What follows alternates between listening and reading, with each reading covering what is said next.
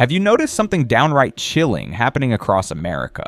Retail stores nationwide are shutting down, going bankrupt, or vanishing without a whisper of warning. This isn't some distant threat. It's happening now. 2025 isn't just a recession, it's a full-blown extinction event for American retail. And the scariest part, iconic chains. Household names are disappearing right before your eyes, one by one. Joann Fabrics, gone. Rite Aid being carved up. Forever 21, too old to be saved. And that's just the start. In today's video, we're exposing the 20 brands crumbling as we speak, and the real reasons why the shopping era you grew up with might never come back. Buckle up, because what you're about to hear will leave you wondering, when will America ever see its golden days again? Rite Aid. You might have walked past a Rite Aid in your neighborhood and thought, hey, they're doing fine, wrong. The truth is, Rite Aid is in a death spiral so brutal it's hard to watch. And the scarier part, nobody knows if they'll make it to the end of the year. This pharmacy chain, once boasting over 400 stores across America, just filed for bankruptcy again, its second time in less than a decade. But this isn't some restructuring PR stunt. They're slamming doors shut left and right, over 200 stores wiped out in just months. And we're not talking podunk outposts either. Prime bustling locations in Philly, New York, LA, gone. Why, the list is long, but the gut punch is a staggering $3 billion debt, much of it tied to lawsuits over the opioid crisis. Yeah, the name you trusted for your meds is buried under thousands of claims for fueling America's painkiller addiction epidemic. How's that hit you? For me, it's pure disappointment, a total betrayal of trust. Toss in sky-high rent cutthroat competition from CVS and Walgreens and a consumer shift to online shopping, and you see why Rite Aid's no longer a giant. It's a sinking ship with nobody left at the helm. A Reddit user put it hauntingly, went to Rite Aid yesterday just to find the lights off shelves bare and a lone security guard sadly cleaning up, once a symbol of convenience in healthcare. Rite Aid's now just a costly lesson in broken trust and strategic missteps. Think this is just a pharmacy problem? Wait till you hear the next name on the list. Joann Fabrics. Picture this: you drive to Joann Fabrics on a lazy weekend afternoon, ready to grab some yarn, a bolt of fabric, or a few buttons to finish that half-done handmade project. But when you pull up, what do you see? Locked doors, lights off, and a flapping clearance. Everything must go sign waving in the wind. A white flag of surrender. Joann Fabrics has officially unraveled. No more free workshops, no more neatly stacked rows of rainbow fabrics, no more anything. They're bankrupt. And this time, it's not a restructuring ploy, it's a full-on collapse. Sounds absurd, right? You'd think people still sew, still craft, don't they? But post-pandemic, when Americans had to choose between groceries and a cotton bolt, guess what got cut first? Even the most die-hard DIYers don't have the cash or time to mess with a glue gun anymore. Joann didn't die because customers ditched them. It died because the world changed and they didn't. No effective e-commerce game, no standout customer service, no strategy to survive an economy shrinking by the day. And maybe what stings most is this: Joann was where moms taught their daughters to thread a needle for the first time, where you picked out embroidery floss for your wedding invites. Now it's all just a memory. But brace yourself, this shock's nothing compared to the next name, a place folks flock to weekly for cheap finds. Now a poster child for the failure of America's race-to-the-bottom pricing model. Family Dollar. Now listen to this. Can you believe a discount retail chain just got sold off for a measly $1 billion? Sounds like a chunk of change. Sure, but it's a brutal faceplant when you realize the same chain was snapped up for nearly $5 billion less than a decade ago. The name Family Dollar. Yup, the $1, $2, $3 lifeline that working class Americans leaned on every week is now being dumped like stale inventory. In early 2025, Family Dollar announced it's shuttering over 600 stores. Not to streamline operations. No, the whole system's rotting from the inside out. Mold in the warehouses, rats scurrying across aisles, expired products on shelves. This isn't gossip, it's straight from FDA investigations. Some stores in Texas and Alabama even got slapped with temporary closures for straight-up health violations. Financially, don't ask. Plummeting foot traffic, nosediving revenue, and sky-high operating costs have turned Family Dollar into a dead weight. Shoppers are flocking to online deals. the ones sticking around, they're picking Dollar General, where at least no rodents are crawling over the mouthwash. Imagine heading in for cheap diapers for your kid, only to find empty shelves, a musty stench, and a cashier too checked out to even mutter hello. Family Dollar was once the poster child for thrifty living. But in an America growing ever more unequal, even that dream of pinching pennies is falling apart. Think this is just a poor folks' problem that doesn't touch the middle class? Hold tight for the next name, a one-time shopping haven for even the well-off. Macys, once the beating heart of sprawling malls. The place you took your kid to buy a winter coat where your mom picked out her first party dress. Macys wasn't just a store, it was woven into America's memories, but now it's being torn down brick by brick. In 2025, Macys announced 66 more store closures. That's just the start. They've got plans to axe a total of 150 stores by 2026. And it's not just small-town outposts taking the hit. Major cities like San Francisco, Minneapolis, and Seattle are watching retail icons get erased without a second thought. Want the why? It's not just e-commerce. Macys doesn't vibe with today's shoppers anymore. The new generation doesn't shop like their parents. They crave experiences, speed value. Not a labyrinthine 3-story store nobody wants to wander through. And the loyal customers, they're struggling with prices. When a sale coat still costs north of $100, in an inflationary squeeze, Macys' so-called deals feel more like a burden. A CNBC report laid it bare. Macys' latest quarterly revenue tanked 72%, with foot traffic in physical stores plummeting. Even the legendary Herald Square flagship in New York can't hold on to its former glow. Maybe the hardest pill to swallow is this: Macys was where the working class could touch a slice of luxury. Now it's just a reminder that the American dream is retreating quietly, coldly. And next up, the brands that thrived on the promise of fast, cheap, chic fashion. They're shattering too. Forever 21. Let's be real. When's the last time you shopped at Forever 21? Was it back in high school hitting the mall with your crew, convinced a $6 crop top was peak fashion? Those days are long gone. And Forever 21, it's slipping away without so much as a goodbye. In April 2025, the fast fashion chain quietly shuttered all 354 of its remaining US stores. No grand announcement, no epic going out of business sale, just doors open one day, boarded up the next with those neon pink and purple lights flickering out for good. Few brands have crashed as hard or fast, once boasting over 800 stores worldwide and billions in revenue forever. 21 thrived on the fast fashion model, a model Gen Z has largely ditched. Today's teens want sustainable, transparent, eco-friendly clothes. Forever 21. Think made in sweatshops, inconsistent sizing and quality you don't even need to discuss. Worse, they bet big on malls, those dying relics of American retail, leaving them with nowhere to stand. A retail dive report says it all. Forever 21's US sales tanked over 40% in just 2 years. For a brand fueled by high volume and impulse. Buys that's game over. To a lot of kids now, Forever 21 is just a nostalgic TikTok meme, and when memories of teenage mall runs get replaced by images of abandoned storefronts, we're not just losing a brand, we're losing an entire era of consumerism. But if you think fashion's the only industry getting wiped out, take a look at consumer goods. Retail, where a name once hailed as a budget savior, is also fading into oblivion. Big Lots 601. That's the number of Big Lots stores shuttered in less than 18 months. A cold, hard figure and the starkest proof of the catastrophic collapse of one of America's oldest discount retail chains. Big Lots was once a lifeline for the working class, a place where you could snag a sofa, a rice cooker, chocolate bars, and toilet paper all under one roof for prices that felt like a steal. But in 2025, the only thing unbelievable is that they're still hanging on, inventories piling up. Sales are in freefall. Their latest quarterly report, a gut punch loss of over $200 million, and that was before they slashed thousands of jobs and started liquidating assets just to buy time. In states like Ohio, Kentucky, and Indiana, where Big Lots once ruled the roost, you'll now find empty parking lots and deserted storefronts. The problem isn't that people stop shopping, they still need cheap furniture, still need essentials. But they don't need a brand that's stuck in the past, failing to catch the online shopping wave, neglecting customer experience, and lacking a survival plan in today's cutthroat market.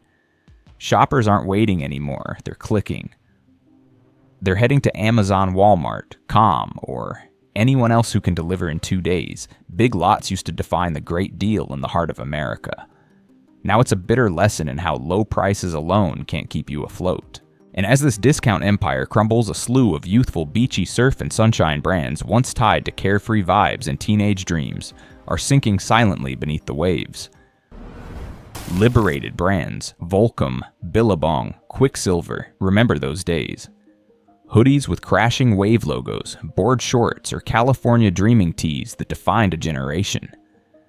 They weren't just clothes. They were a lifestyle. A vibe of youth, rebellion, and adventure. But now nobody's shredding the gnar in this economic storm. According to a fresh report from Live Now, Fox Liberated Brands has filed for bankruptcy and plans to shutter over 100 stores nationwide. Why they've lost touch with Gen Z, a generation that doesn't shop for logos, and millennials, they've swapped skateboards for paying daycare bills. Truth is clothes tied to the beach skate freedom lifestyle have no place in an America grappling with sky-high rent, grocery inflation, and student loan debt. When every dollar's a calculated choice, who's splashing cash on a Hawaiian vibe shirt you'll wear for maybe 2 weeks in summer. Today's youth don't want to live like a 2007 skate mag. They want apps, deals, and fashion that's cheap and easy.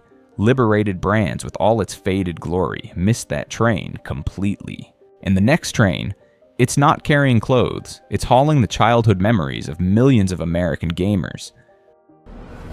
GameStop shedding over 400 stores in less than a year. That's how GameStop's hacking itself to stay alive. And yet, it's still bleeding out. Forget the 2021 stock frenzy. GameStop was briefly a legend crowned by Reddit and Wall Street as a people's uprising against the financial elite. But when the dust settled, the ugly truth emerged. It's still just a chain selling game discs. In an era when discs are dead, in 2025, over 70% of games are sold digitally. You download straight to your console, no trip to the store required. Meanwhile, GameStop clings to its old-school retail model, shelves stocked with games pricier than online, staffed by a shrinking, exhausted crew that's lost its spark. It gets worse. A Bloomberg report says GameStop's market value has tanked over 60% since the year began. Those stores, once a gamer's paradise, now feel like ghost towns. No events, no vibe, no reason to come back. And those kids who grew up haunting GameStop? They're adults now weighed down by bills. They're not dropping $60 to chase nostalgia. They're on cloud gaming, mobile apps, or just quitting games to pick up extra shifts. GameStop was once a dream. But in 2025, America, there's no room left for dreams like that. Party City. Remember the last time you threw a birthday bash for your kid. Dinosaur balloons, colorful paper hats, sparkly, happy birthday streamers, all scooped up from one place. Party City, but in 2025, that festive spirit's gone flat. Step into a Party City today, if it's even still open, and the first thing you feel is emptiness. Not just bare shelves, but a total lack of life. The staff move like they're pulling a graveyard shift at a hospital. The handful of customers shuffle through, and the vibe's so grim you'd think you're planning a funeral for the brand itself. Party City was once the heartbeat of American celebrations. Halloween, Christmas, bachelorette parties, graduations. But in today's economy, who has room for celebrations? When a small party can set you back hundreds of bucks. Americans are cutting back, and the first thing to go is fun with a price tag. According to their Q1 2025 financials, Party City filed for bankruptcy and shuttered 738 stores, not as some strategic retreat, but because frankly, nobody's partying anymore. Birth rates are down, wallets are tight, and the urge to live it up just isn't what it used to be. Amazon's pouring salt in the wound. You can order everything from balloons to princess dresses with one click. Cheaper, faster, no need to drive to a store. Once the launchpad for every joyful moment, Party City is now a stark reminder that even fun can get crushed under economic reality. And if you think that's tragic, it gets worse when even public health can't save a system that's quietly fading away. Walgreens, a pharmacy chain that once lit up nearly 9,000 locations across America, is shrinking like it never existed. Those 24/7 beacons serving the sick and the sleepless hunting for sleep aids at midnight are now plastered with closing. Soon signs a grim warning convenience isn't a given anymore.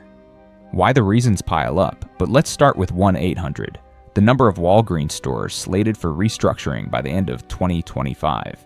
Per Business Insider, they're slashing jobs, pulling out of low-income neighborhoods and merging underperforming branches. But here's what's really chilling. They call it operational optimization. Locals call it fend for yourself when you're sick.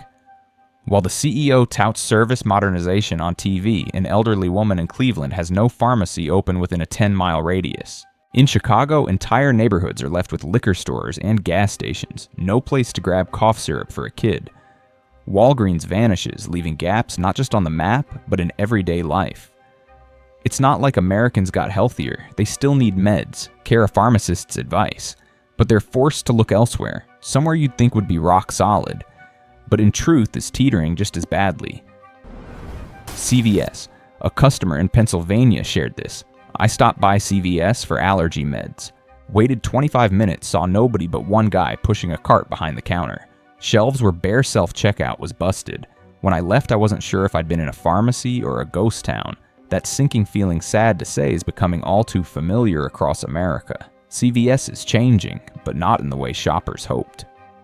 They're closing hundreds of locations to chase a health hub strategy, doubling down on medical services while ditching the traditional retail model.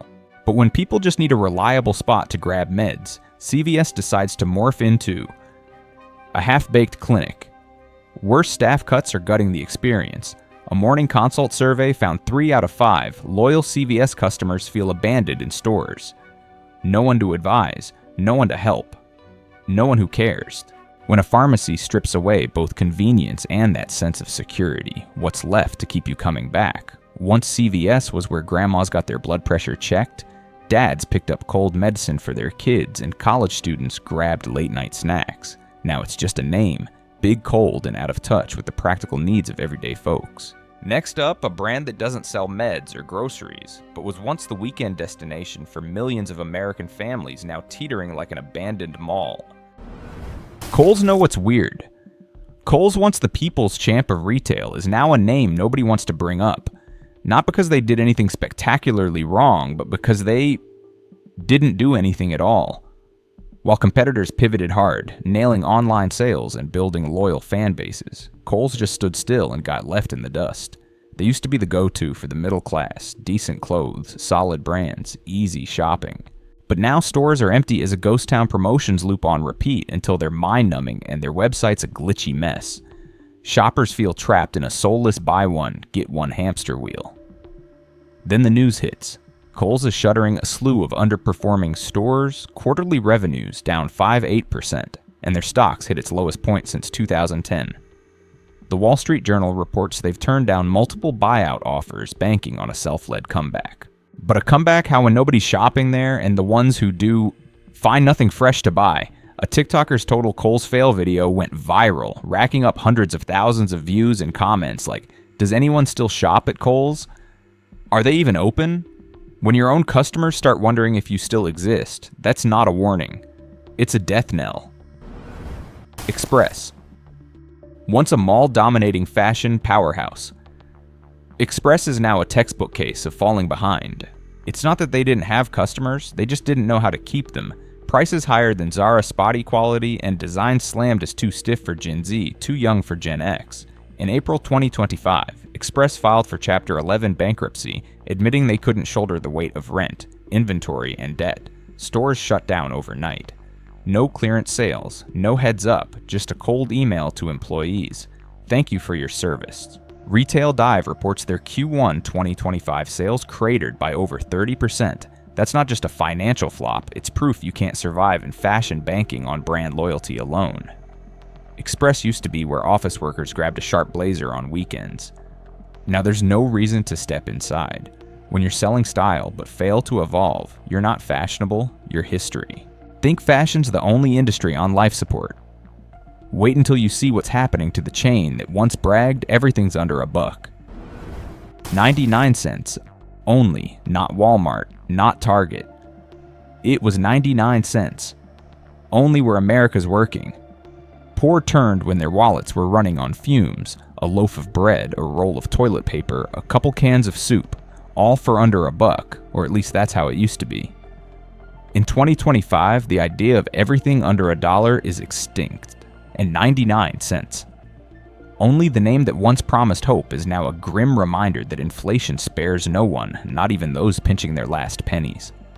This past April, the chain filed for bankruptcy and shuttered all 370-plus stores across California, Texas, Arizona, and Nevada. No revival plan, no buyout and restructure. They closed up, turned off the lights, locked the gates for good. At first glance, it might seem like a minor casualty of the economy, but this collapse hit like an earthquake. Communities in low-income areas where Whole Foods or Trader Joe's don't exist lost the last affordable shopping option they could count on. A Bloomberg report laid it bare. Operating costs far outstripped profit margins. And the cruel irony, as everything got pricier, people still expected a store to keep prices frozen, and that expectation killed 99 cents. Only a Fresno resident posted on Facebook, "I grew up with that store. Losing it feels like losing a piece of my childhood and my option for dinner. When even the cheapest hope vanishes, you've got to ask what can survive in times like these. Even the familiar boxes in your pantry aren't guaranteed to weather this financial storm." Tupperware, a plastic container. Sounds simple, but for millions of Americans it's iconic. Lunch packed by mom leftovers neatly stored after dinner, or a salad hauled to the office, all tucked safe in that trusty Tupperware. And now, that seemingly indispensable staple, is fading away. Tupperware, a brand that's been around for nearly 80 years, just landed on Retail Dive's 2025 list of companies at highest risk of bankruptcy. Its stock has plummeted over 90% in just 12 months. Financials are bleeding red, and supply chains are in chaos. In short, they're out of cash to keep the lights on. Why it's not just competition. It's a total shift in how Americans eat and live. Who has time to cook every night and fuss with storage containers with food delivery just a click away? Tupperware feels like a kitchen relic. Add to that newer brands like Rubbermaid, IKEA, even Amazon Basics churning out similar products, cheaper, sleeker, and without the need for those outdated Tupperware party sales pitches. Forbes called it the end of a chapter in American family culture. And they're probably right. Tupperware wasn't just kitchenware, it was memory. But in an era where even memories get streamlined and cut, nothing's immortal. And while kitchens grow colder out there, a brand built on drinks and good times is going quiet, like a bar switching off its lights on a Friday night. Bar, Louie restaurants. No more clinking glasses, no more sizzling burgers on hot plates, no more bartenders cracking jokes while pouring another whiskey for a regular. Instead, Bar Louie, the name that was once the after-work hangout for millions of Americans, is fading into a dim memory, like the last flickering neon light in a bar about to close for good. Bar Louie used to spread like wildfire modern industrial vibes, a solid menu, fair prices, and cocktails for every mood. It was where you dragged friends to watch the Super Bowl, celebrated your 30th birthday, or just drowned a rough Monday in a cold one. But then the pandemic hit and Bar Louie never really bounced back. From over 130 locations across the US, they're down to barely 60 in 2025. Last year's bankruptcy filings revealed a crushing $100 million debt and the closure of more than half their spots. Part of it's the insane rent for prime downtown spaces. Part of it's that Americans just aren't eating out like they used to. On top of that, the drinking less trend among younger folks has put chains like Bar Louie in a bind. When Gen Z opts for mocktails, kombucha, or just staying home, those bar stools stay empty and revenue evaporates with every quiet night. Bar Louie used to say, "Every hour is happy hour." But in 2025, those happy hours are running dry, along with the belief that heading out can wash away your troubles. And now from the bar to the pharmacy, another storied name is slipping into silence. Bartell Drugs Seattle used to wear Bartell Drugs like a badge of pride, the way New Yorkers brag about their bagels, essential, irreplaceable. For 130 years, Bartell wasn't just a pharmacy, it was a cornerstone of the community where an old man checked his blood pressure every morning, where a single mom grabbed vitamins for her kid, where a college student popped in for hand sanitizer and swapped small talk with a familiar cashier. But now, it's all fading into silence. After Rite Aid scooped them up in 2020, Bartell started losing its local soul, swallowed by a corporate giant and then crushed. When Rite Aid filed for bankruptcy in 2023, dozens of Bartell locations got dragged to the bottom with it. No more iconic red signs, no more glowing windows at night, just hastily shuttered stores, for lease signs, and hundreds of employees laid off without a chance to say goodbye to loyal customers. The Seattle Times reports that by early 2025, the number of remaining Bartell locations can be counted on one hand. Part of it's cost-cutting, part of it's the managerial mess. Post-merger, locals are livid. One Redditor vented, "I grew up with Bartell. Now I have to drive 8 miles just for cough syrup, the bitterest pill." They didn't lose because of quality. They lost because they were absorbed into a greedy, chaotic system and then discarded like an outdated product. From a beloved brand to a symbol of collapse, Bartell proves that in this ruthless economy, even legacy can be sold off for cheap. Bertuccis. You might not recognize the name, but if you've ever lived in New England, you've probably smelled the unmistakable aroma of Bertucci's wood-fired pizza drifting through the air. That scent used to signal a cozy dinner, pizza pasta, Caesar salad paired with a glass of red wine, all served in a classic red brick setting filled with the laughter of family and friends. But now that laughter is nothing more than an echo of the past, Bertucci's officially filed for bankruptcy for the second time at the end of 2024.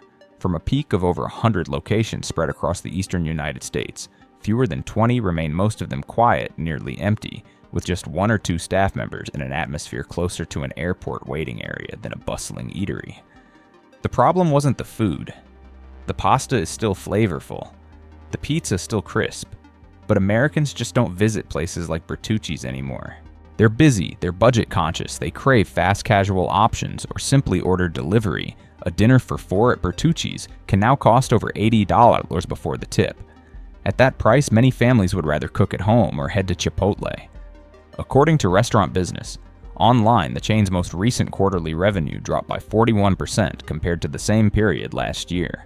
Meanwhile, the costs of rent, ingredients, and labor continue to skyrocket. It's an equation no menu can solve. Bertucci's was once a place for special occasions, birthdays, graduations, anniversary dinners. Now, the most special thing about it is that it's still open, and when even an Italian restaurant can't hold on to its warm, familiar charm, you won't be surprised to learn that a fashion icon once defined by the sea, the surf, and the spirit of youth is also drifting aimlessly. Bibong. The graphic tees with ocean waves, the board shorts, the cool snapback caps, all once made you feel like you were living in an endless summer.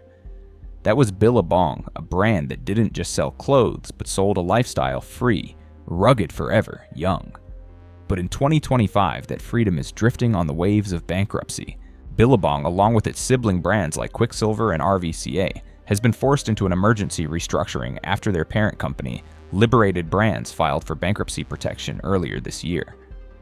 According to Retail Dive, Billabong's U.S. sales have plunged by more than 50% in just 2 years, and dozens of stores have shuttered without any promise of reopening. The reason? A new generation that no longer buys into the beach lifestyle wrapped in $60 products. Gen Z and even millennials now prioritize sustainability, minimalism, and their wallets. On top of that, Billabong couldn't keep up with the online game. Glitchy websites, low social media engagement, and a brand image stuck in 2005. Why drop nearly $100 on a surfer vibe hoodie when you barely surf the web each day, let alone catch a wave? Billabong didn't die because of bad products. It died because it refused to grow up in a market where consumers change faster than the tides. What once made you feel cool now sits forgotten in the back of your closet next to old CDs and concert tickets from your high school days. And when even the dream of an endless summer starts to fade, a name once synonymous with life-saving healthcare in rural America is also quietly disappearing from the map. Brooks Pharmacy. It used to be the first place you'd stop whenever you had a fever, a cough, or needed a roll of film developed in an hour. Brooks Pharmacy, with its familiar green sign and prime locations all across New England, was the community's medical pit stop. But now mention that name, and most young people won't even know it ever existed. Brooks didn't collapse with a bang, it was swallowed. In 2007, Brooks was acquired by Rite Aid in a deal worth over $1 billion. But instead of being preserved and expanded, its 500-plus stores were rebranded, staff were reassigned, and the brand's culture was erased almost overnight. And that's when everything began to unravel. The brand wasn't killed because customers walked away, it was killed by a corporate giant that couldn't protect a local legacy. By 2023, as Rite Aid plunged into bankruptcy, the last remnants of Brooks were quietly swept away, as cold and silent as the way they had once been erased. The Boston Globe once called Brooks a part of the collective memory of the Northeast, and that was true. For countless residents of Rhode Island, Vermont, and Massachusetts, Brooks was where they had their blood pressure checked for the first time, bought that comforting bottle of menthol oil for grandma, or printed graduation photos in just a few hours. Losing Brooks wasn't just about losing a pharmacy. It was about losing something more personal, the feeling that someone still remembered your name, knew which cough syrup you preferred, and genuinely smiled when you walked in. Now those smiles are gone, and all we're left with are the widening cracks in a retail system that's falling apart piece by piece. When even the brands once woven into the everyday lives of Americans, from pharmacies and restaurants to fashion stores and budget retailers, begin to collapse one by one, it raises a sobering question. Is anything truly safe in this economy? Have you noticed familiar stores disappearing from your neighborhood? Have you felt the eerie emptiness of shopping malls once bustling with life? Or seen once crowded restaurants now marked with closed signs? Remember, the numbers we're talking about aren't just about finances. They represent jobs, memories, and the daily rhythm of millions of American working families. This video doesn't promote division or encourage pessimism. Our content is presented to explore, analyze, and spark discussion based on current data and social trends. We respect the U.S. Constitution and all federal regulations. If you found the information in this video helpful, share your experience in the comments. Have you witnessed any closures in your neighborhood? Don't forget to like, subscribe, and hit the notification bell so you won't miss our upcoming videos, where we dive into stories that mainstream media often overlooks. And remember, reflection is the first step toward change.